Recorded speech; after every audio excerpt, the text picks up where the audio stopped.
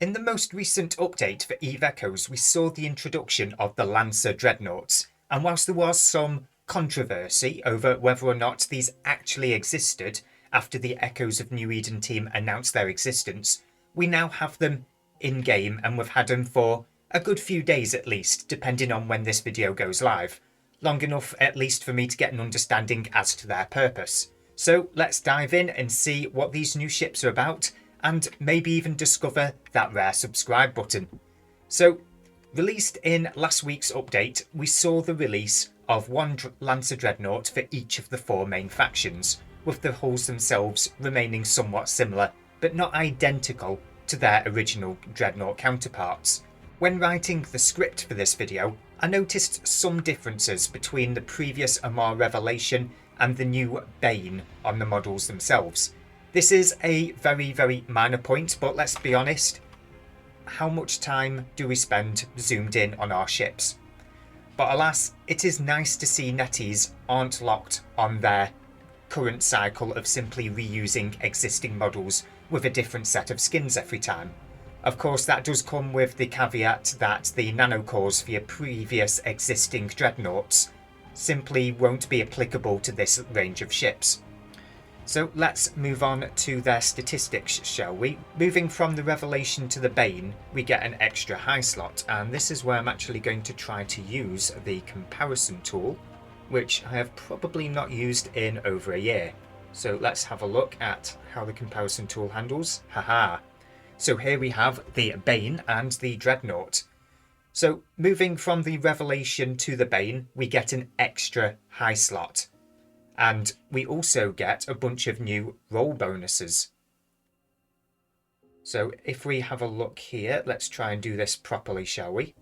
So we have, on the Bane, capital laser damage, which goes up a fair bit higher. Instead of plus 5% bonus, we get plus 7.5%. And most notably, if we scroll down even further, we get capital missile and torpedo bonuses. So this ship in particular can use either missiles or lasers. Now, I've not compared the other ones because I tend to be an Amarr pilot, so Amarr ships are always going to be in my examples. This isn't going to be a rundown video of every single new capital ship, because that would take forever. This is about asking what the Lancers are. So as we can see here, it is already a better version of the original Dreadnought itself. If we go down to its various stat increases as well, we'll see that pretty much everything, well, almost everything, is a little bit higher than the previous Revelation counterpart.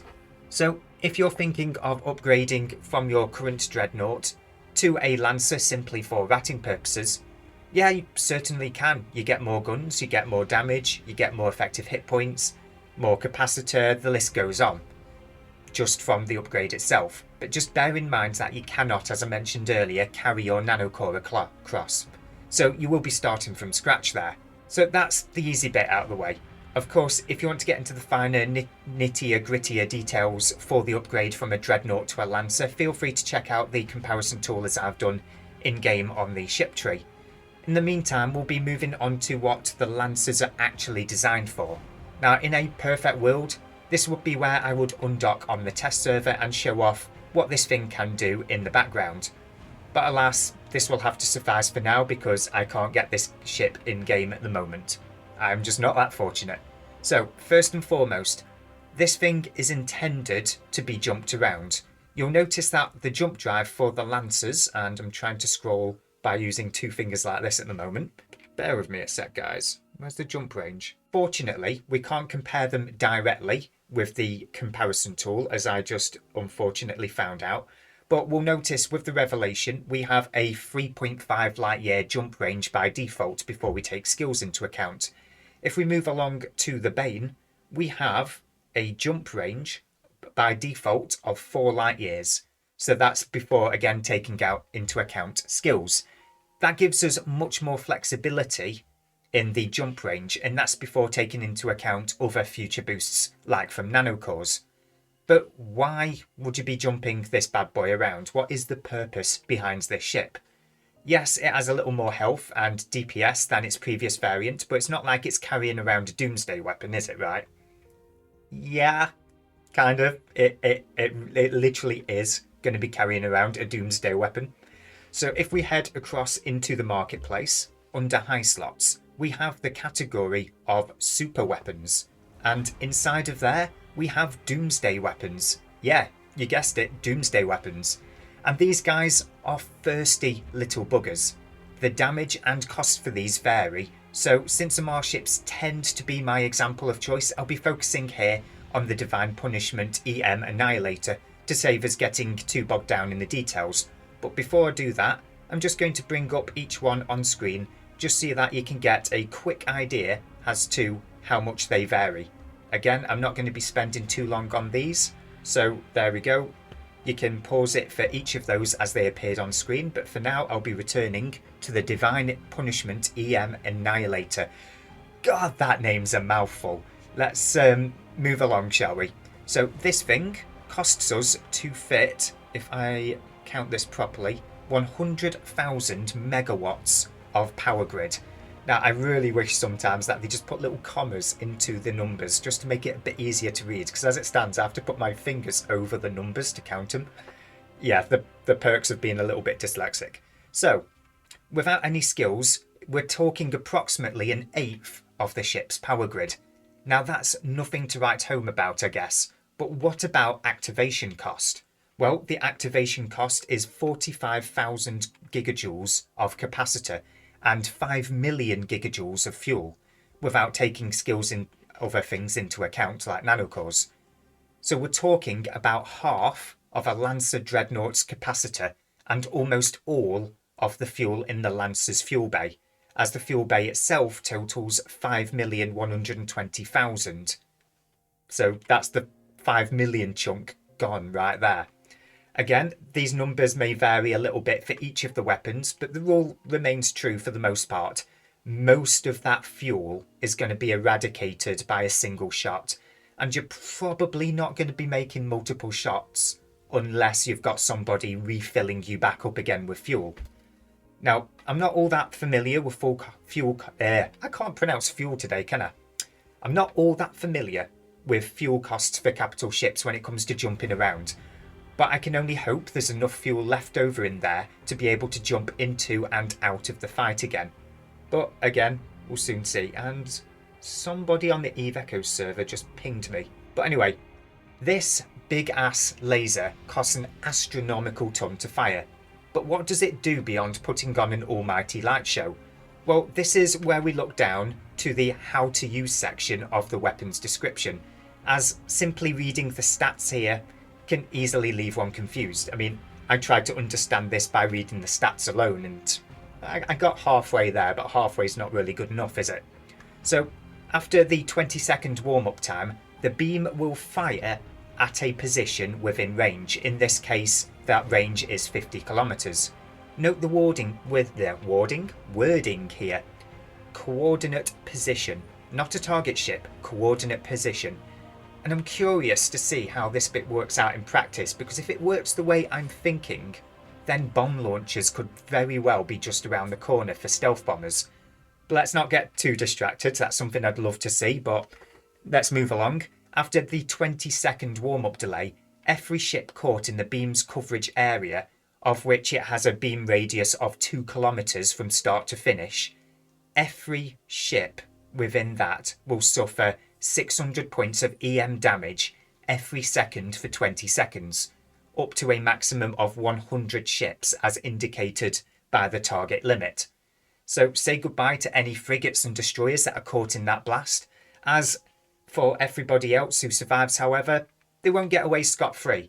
That's right, according to the weapons stats, for 30 seconds, every ship affected by the Doomsday weapon is hit by a 50 warp jammer strength and suffers debuffs.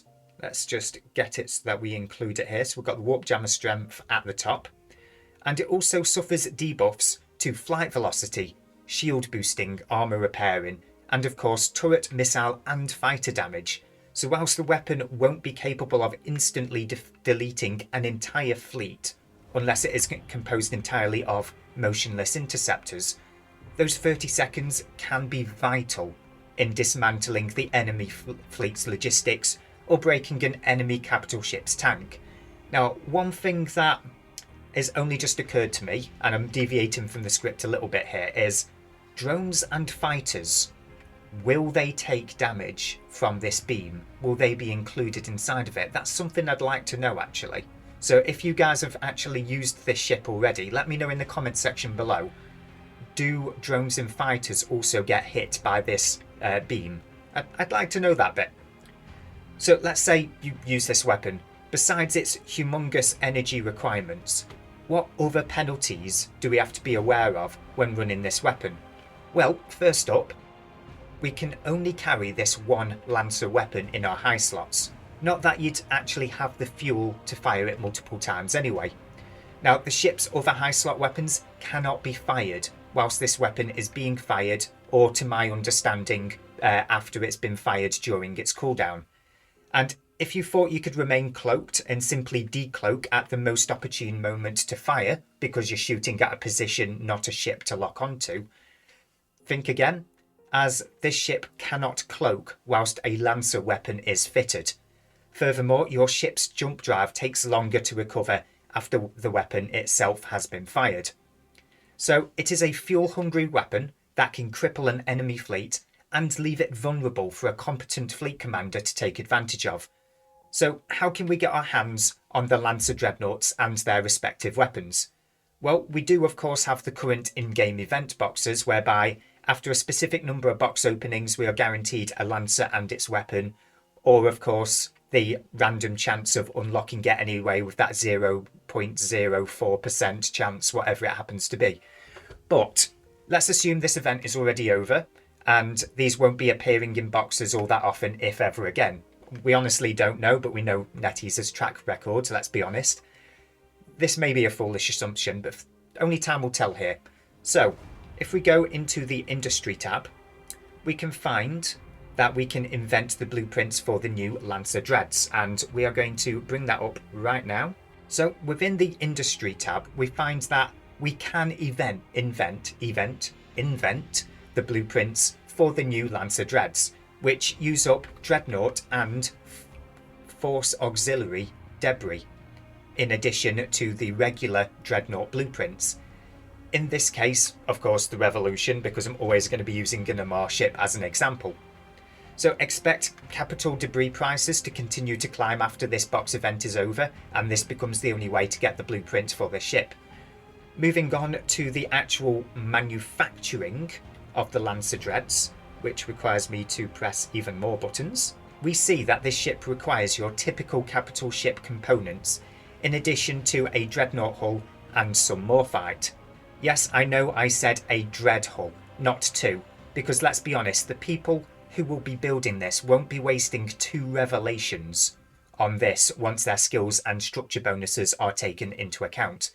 This is great as it further drives the consumption of resources, and as someone that used to be predominantly an indie player pre-insurance, yeah, that kind of speaks to me as a person, that does. So outside of this event itself, the ship will remain accessible, albeit somewhat expensive if you're saving up for it in-game. But what about the weapon? Well, where can we find the Doomsday weapon itself outside of the event box? Well, thankfully here, we can invent this one too. Remind me again where it was. So if we head into reverse engineering, under blueprints and then module blueprints, which is not where I was expecting to find it. I was expecting to find it under high slots, but never mind.